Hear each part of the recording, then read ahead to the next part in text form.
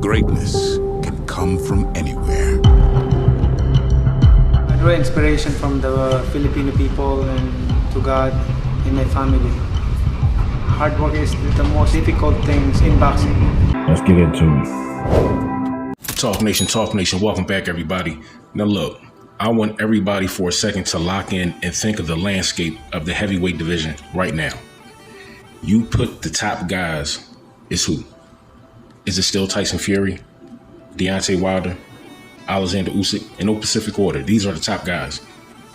Anthony Joshua, Jared Big Baby Anderson. You got to put him in there. I'm sorry, he's young, he's coming up, but if he's talented, he's a future star in the heavyweight division. You got to throw him in there. You got to. Now you got Francis Ngannou. Francis Ngannou came into that fight with Tyson Fury, and in my opinion, he shocked the world. I told y'all he was going to get lucky early. He had to knock down in the third, but I said he was going to get stopped late by Fury. I was wrong. I'll admit I was wrong. Now, let me tell you how fantastic Francis Ngannou is and what he can bring to the heavyweight division. Being a UFC heavyweight champion, he's a phenomenal and devastating puncher. We knew this going into the fight. So for him to go into boxing, it's not too far-fetched for him to have success. We just didn't expect for him to go into his first fight with none other than the heavyweight lineal champion of the world, which is Tyson the Gypsy King Fury. And he not only shocked the world, he put on a great performance. For a literal novice, his first fight as a heavyweight professional, he fought the heavyweight champ, went toe-to-toe, and literally didn't have a scratch on him. And Tyson Fury, he threw that illegal inside elbow. In conjunction with him being knocked down in the third, a point should have been taken when he got that elbow shot off, period. So if the ref was really on point, Francis Ngannou would have won this fight off of points because he literally lost the fight by a point. That's how close the fight was. Like, you had the best in MMA, the best in boxing. Everybody saw what happened. But here's the funny part. A lot of the vets understand what happened. They know Fury versus Usyk was also announced while all this is going on. This is Fury versus Ngannou. So they're building in that narrative. If Tyson Fury wins this fight in a strange kind of way, it's because that fight is made. That's why if you imagine Dana White coming into the boxing frame, being as though Showtime has now stepped out of the game, Dana White can do some damage. And imagine if he was Francis Ngannou's promoter and Mike Tyson was still a part of the team. Mike Tyson, shout out to Mike. Mike did a phenomenal job. Cuss will be proud. Let me tell y'all something, man. Francis Ngannou coming into this fight, whoever he fights next, I think he's going to be a favorite. It doesn't matter who he fights. If he fights Deontay Wilder, and I think that's his best fight at heavyweight. Stylistically, before any of this, Tyson Fury versus Ngannou stuff ever popped off, you seen Ngannou hanging around Deontay Wilder, talking, chatting, busting it up while Deontay Wilder was working out. And I knew right there that could possibly be a future construct of these two guys getting into the ring.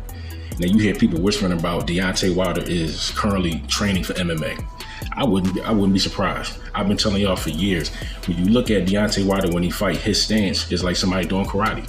He got that wide, awkward stance. That's kind of why that right hand is so powerful, because he throws it kind of like a karate shot, like he breaking boards, but he be breaking people's faces. Shout out to the champ, Tyson Fury. In my opinion, man, like I always knew Tyson Fury was good because he's a big guy. He moves very well. He moves like he's a middleweight. You know what I mean? He do got some punch, but that's really not his forte. Tyson Fury is a finesse. He's a finesse fighter. He's a finesse heavyweight. You know what I mean? And he's very good at what he do. He moves very well, has very good head movement. You know what I'm saying? His footwork is good.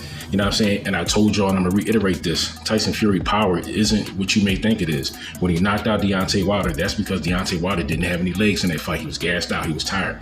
But he did get knocked out. It is what it is. But I'm not gonna hold Deontay Wilder for that like he got slept, you know what I'm saying? Because I understand the fact that he didn't have no legs. But Tyson Fury was also dirty in that fight too. You know what I'm saying? He bust Deontay Wilder eardrum. I'm trying to tell y'all, man, like Tyson Fury is a great fighter. But Fury dirty, man. Let's just keep it 100. You know what I'm saying? But Ngannou, if he does fight Fury again, which I don't think that's going to happen. I truly believe that his next fight should be Deontay Wilder, not Anthony Joshua.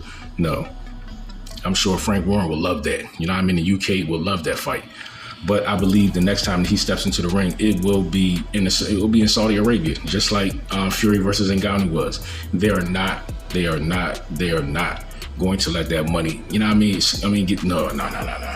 Trust me. Francis Ngannou next fight is going to be exactly where it was in Saudi Arabia. Probably back in Riyadh. You know what I'm saying? But Francis Ngannou, y'all, I'm trying to tell you, man, like I was impressed. And I'm happy to say I was wrong. I was half right, you know what I'm saying? Because generally I'm right, because I don't like to speak unless I'm right. But I knew he was going to have success in this fight because, I mean, he's a great puncher. He has power. If he was going to really absorb what Mike Tyson was trying to teach him, and looking at some of the things that he did in the fight and what he was doing in training, it was like, damn, like Mike is really a good trainer. You know what I'm saying? Like he's starting to pick this up. Francis Ngannou absorbs information. He absorbs training. He absorbs knowledge. And when he takes that boxing knowledge in the way that Mike Tyson was breaking all that shit down, you know what I'm saying? Like I underestimated that. And I'm glad that he proved me wrong in that aspect, and I seen that part of his game. So I know if Mike is going to be working with Francis Ngannou moving forward, it doesn't matter who his promoter is. If you got Mike with you, you straight. You straight. Mike is a good trainer. He's smart. He's legendary. He's a Hall of Famer. Anybody and everybody is willing to do business with Mike. You know what I'm saying? Shout out to Hot Boxing, my brother. If you haven't seen the podcast, man, like go on YouTube, check out my brother Mike. I'm telling y'all, man, like Francis Ngannou is a heavyweight player right now. His first fight made him a player in the division. And if there was ever a fight to be made, it's Ngannou versus Wilder. That will be explosive. You have the two primordial punchers in boxing history stepping in the ring, and you talking about somebody not getting knocked out. Somebody is going to sleep, and it's going to be brutal. Fatality.